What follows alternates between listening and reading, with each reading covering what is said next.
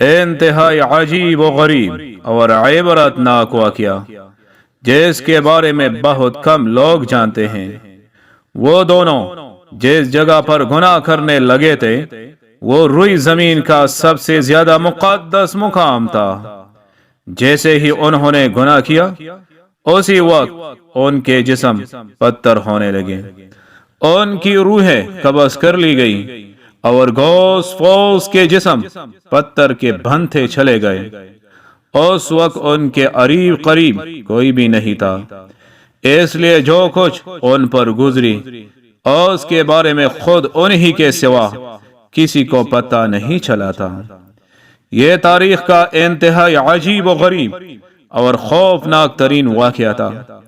دو زندہ انسان جن میں سے ایک مرد تھا اور دوسری عورت تھی، عذاب الہی کے تحت پتھر کے بن گئے تھے۔ کچھ دیر گزری تو ادھر سے کسی کا گزر ہوا، اس نے ان کو دیکھا اور پہچان لیا۔ یہ بھی معلوم ہو گیا کہ انہوں نے اس مقدس اور متبرک ترین مقام پر کیسا گھناؤنا کام کیا تھا جس کی پوری طور پر پکڑ ہو گئی تھی۔ لوگوں کا مارے غصے اور دکھ کے انتہائی برا حال ہو گیا۔ ان دونوں پتھر کے بتوں کو نشان عبرت بنانے کے لیے اس زمانے کے اہل علم اور نیک لوگوں نے ان کو اس مقدس مقام سے کچھ دور اسی علاقے میں ایک دوسرے سے کافی لمبے فاصلے پر آمنے سامنے نصب کر دیا۔ اس مقدس مقام پر عبادت کے لیے آنے والوں کے لیے لازم قرار دے دیا گیا کہ ان دونوں کے بتوں کو جھوٹے مارتے ہوئے گزرا جائے تاکہ دیکھنے والوں کے ذہنوں میں ان کا کیا ہوا گناہ تازہ رہے اور وہ اس واقعہ سے عبرت حاصل کرتے رہے۔ اب جو بھی اس مقدس مقام پر آتا وہ ان کو جھوٹے مارتے ہوئے گزرنے لگا۔ وقت گزرتا رہا، 100-150 سال تک یہی سلسلہ چلتا رہا۔ اس کے بعد کچھ وقت گزرا تو نئی آنے والی نسلوں نے آہستہ آہستہ ان بتوں کو جھوٹوں سے مارنا چھوڑ دیا۔ شیطان نے ان کے ذہن میں یہ بات ڈال دی کہ کیونکہ یہ عبادت کا حصہ نہیں، لہذا ان بتوں کو جھوٹوں سے مارنا ضروری نہیں، بلکہ اس کی بجائے ان کو علامتی طور پر تپڑ مار کر گزرا جائے، جس سے ان سے نفرت کا اظہار بھی ہوتا رہے گا اور ان کے کیے ہوئے گناہ کا خیال بھی لوگوں کے ذہنوں میں موجود رہے۔ گزرتے وقت کے ساتھ ساتھ یہ تپڑ بھی ہلکی سی چپ میں تبدیل ہونے لگا اور پھر بالکل علامتی طور پر آہستہ سے ان بتوں کو چھو کر گزرنے کا سلسلہ شروع ہوا۔ شیطان نے ایک بار پھر ورغلایا۔ اب لوگ ان بتوں کو اس نیت سے چھوتے کہ وہ ان سے نفرت کرتے ہوئے تھپڑ مار رہے ہیں، لیکن ساتھ ہی اپنی حاجات کے لیے دعا بھی مانگنے لگے تھے۔ شیطان نے ان کے ذہن میں بٹھا دیا کہ اگر تم ان بتوں کو نفرت سے چھوتے وقت دعا مانگو گے تو تمہاری دعائیں جلدی قبول ہوں گی۔ یہاں شیطان کی شرارتیں دیکھ لیجئے، کیسے آہستہ آہستہ ذہن کو تبدیل کرتا ہے۔ جب لوگوں کی حاجات پوری ہو جاتی تو شیطان ان کو سمجھاتا کہ یہ حاجت اسی وجہ سے پوری ہوئی کہ تم نے بت کو چھو کر دعا کی تھی۔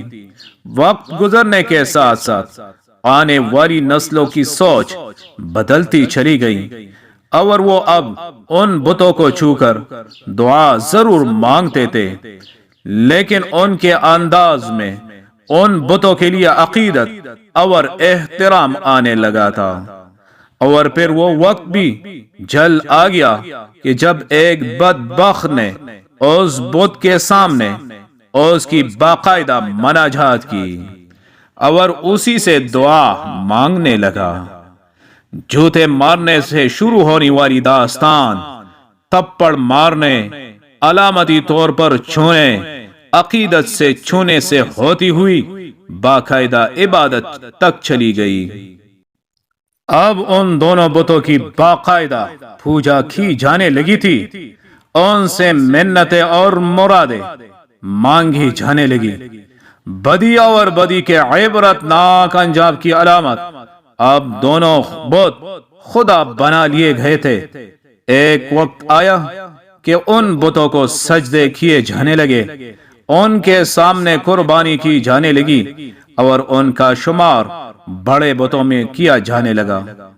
پھر یہ اندھیری رات اور زیادہ گہری ہوتی چلی گئی، یہاں تک کہ ایک دن روشن و ہدایت کا ایک سورج طلوع ہوا، جس سے وہ پورا خطہ اور پورا عالم جگمگا اٹھے۔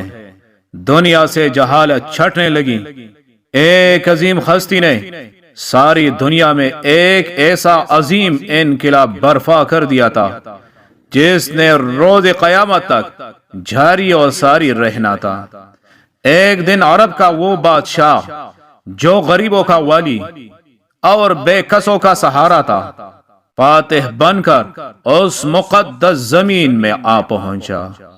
ان کی ایک نگاہ سے بت اور بت پرست ٹوٹ کر بکھرنے لگے۔ لوگ توبہ طائب ہو کر بتوں سے دور ہونے لگے۔ سب کو اپنے سچے خالق اور مالک کی پہچان ہونے لگی۔ یہی سے یہ پیاسی زمین، یہ کرۂ ارض ہدایت سے سیراب ہونے لگی۔ زمین اور آسمان کی مخلوقات نے حیرت سے اس عظیم الشان انقلاب کا منظر پہلی بار دیکھا تھا۔ ایک دن آپ صلی اللہ علیہ وآلہ وسلم اپنے سب سے پیارے ساتھی علی رضی اللہ تعالی عنہ کے ساتھ خانہ خدا میں داخل ہوئے۔ سب لات منات کے بت توڑے جانے لگے، بتوں کے ٹکڑے اڑ رہے تھے اور ان کو پوجنے والے جو اپنے سچے اور رب کو پہچان چکے تھے دیکھ کر اپنی سابقہ گمراہی پر پچھتا رہے تھے۔ آپ صلی اللہ علیہ وآلہ وسلم بتوں کو ریزہ ریزہ کر رہے تھے اور ساتھ ساتھ یہ آیات بھی دہراتے جا رہے تھے کہ حق آ گیا اور باطل مٹ گیا، بے شک باطل مٹنے کے لیے ہی ہوتا ہے۔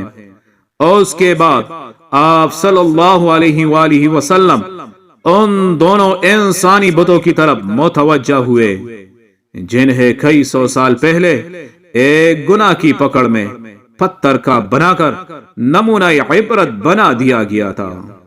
مرد کا بت صفا کے مقام پر نصب تھا اور عورت کا بت مروہ کے مقام پر۔ آپ صلی اللہ علیہ وآلہ وسلم نے ان کو بھی ٹکڑے ٹکڑے کر کے اٹھا کر خانہ خدا کی حدود سے باہر پھینک دیا۔ یہ عورت مرد کون تھے؟ اس کے لیے ہمیں تاریخ کے اوراق کو پیچھے الٹنا پڑے گا۔ اس کے لیے ہمیں اس زمانے میں جانا ہوگا جب حضرت اسماعیل علیہ السلام اور ان کی والدہ حضرت بی بی ہاجرہ علیہ السلام زمزم کے چشمے کے قریب زندگی کے دن بسر کر رہے تھے۔ اس دور میں عرب کی زمین پر پینے والی پانی کا ملنا ایک انتہائی ناممکن سی بات تھی۔ صحرا اور خوش پہاڑیوں کی اس زمین پر پانی کے ایک بوند کا ملنا محال تھا۔ عرب کے قبائل میٹھے پانی کے چشموں اور کنویں کی تلاش میں صحرا اور وادیوں میں مارے مارے پھرتے تھے۔ یہ موجزانہ چشمہ جو ننھے اسماعیل علیہ السلام کے ایڑیاں رگڑنے سے معجزاتی طور پر اللہ کی طرف سے پیدا کیا گیا تھا، اس بے آب و گیا علاقے میں دنیا کی سب سے بڑی نعمت سے کم نہیں تھا، اور ایک قبیلہ جو بنی جرہم کے نام سے تاریخ میں مشہور تھا، وہ بھی میٹھے پانی کی تلاش میں صحراؤں کی خاک چھان رہا تھا۔ انہوں نے جب دور سے پرندوں کو اڑتے دیکھا تو ان کو خیرانگی ہوئی، کیونکہ صحرا میں پرندوں کا پایا جانا پانی کی علامت تھا۔ چنانچہ وہ سارا قبیلہ اسی جانب چل پڑا۔ انہوں نے جب ایک خاتون اور چھوٹے سے بچے کو اس ٹھنڈے میٹھے پانی کے چشمے کے قریب دیکھا تو حیران ہوئے، اور اس علاقے میں جہاں پانی کا نام و نشان تک نہیں تھا، اللہ کی قدرت سے ایک چشمے کو رواں دیکھ کر اور خیرت میں مبتلا ہوئے۔ انہوں نے حضرت بی بی ہاجرہ علیہ السلام سے اس چشمے کے قریب رہائش اختیار کرنے کی اجازت مانگی۔ حضرت ہاجرہ علیہ السلام نے ان کو اجازت دے دی، اور ساتھ میں یہ بھی کہا کہ اس چشمے کا پانی ضرور استعمال کرو، لیکن یہ اللہ کی امانت ہے، اس پر کسی کا بھی کوئی مالکانہ حق نہیں ہوگا۔ قبیلے والوں نے اس شرط کو قبول کر لیا اور یہاں پر ہی آباد ہو گئے۔ وقت گزرنے لگا تو بی بی ہاجرہ علیہ السلام نے نوجوان اسماعیل کی شادی اسی قبیلہ جرہم کی ایک لڑکی سے کر دی، اور یوں رفتہ رفتہ حضرت اسماعیل علیہ السلام کی اولاد خوب پھلی پھولی، اور یوں مکہ جس کا اصل نام بھکھا تھا ایک آبادی کی شکل اختیار کر گیا۔ قبیلہ جرہم والے کافی عرصہ تک تو سیدھے راستے پر رہے، لیکن پھر آہستہ آہستہ ان میں خرابی پیدا ہونے شروع ہو گئی۔ اب انہوں نے کعبہ شریف کا انتظام سنبھال لیا اور حج کے لیے آنے والے لوگوں سے ملنے والا ہدیہ خود سمیٹنے لگ گئے، اور یوں رفتہ رفتہ ان کے اندر جرائم پیدا ہونے شروع ہو گئے۔ تب اللہ تعالیٰ نے ان کو سزا دینے کے لیے ان سے زمزم چھین لیا، اور زمزم کا پانی خشک ہو گیا۔ وقت گزرنے کے ساتھ ساتھ زمزم کے نشان تک مٹ گئے۔ اب کسی کو معلوم بھی نہیں تھا کہ یہاں زمزم نام کا کوئی چشمہ ہوا کرتا تھا۔ اسی قبیلے کا ایک شخص جس کا نام مزاز بن عمر تھا، بہت ہی نیک اور پارسا شخص تھا۔ اس نے قوم کو بہت سمجھایا، ان کو بہت سے خطبے دیے، اللہ کے عذاب سے ڈرایا، لیکن ان پر کوئی اثر نہ ہوا۔ جب یہ قبیلہ اپنے برے کاموں سے باز نہ آیا تو ایک رات مزاز نے سوچا کہ یہ لوگ جس طرح کعبہ شریف کی ہدیوں کی صورت میں آمدن کھانے لگ گئے ہیں، کسی دن یہ حج کرنے کے لیے آنے والوں کی طرف سے چڑھائے گئے قیمتی ہدیے، جن میں سونے چاندی کی کچھ اشیاء شامل تھی، وہ بھی چرا لیں گے۔ انہوں نے رات کو اپنے بیٹے کو ساتھ لیا اور کعبہ کے اندر موجود سونے کے قیمتی ہدیے اٹھائے، اور جس جگہ زمزم کا چشمہ ہوا کرتا تھا اسی جگہ کھدائی کر کے یہ سب قیمتی ہدیے وہاں چھپا دیے۔